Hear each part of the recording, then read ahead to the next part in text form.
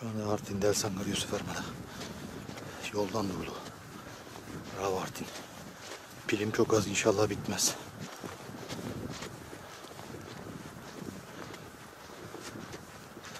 Jack de geldi.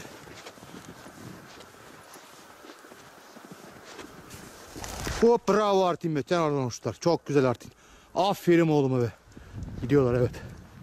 Şu an direğe atladılar. Bravo Artin. Aferin benim oğluma.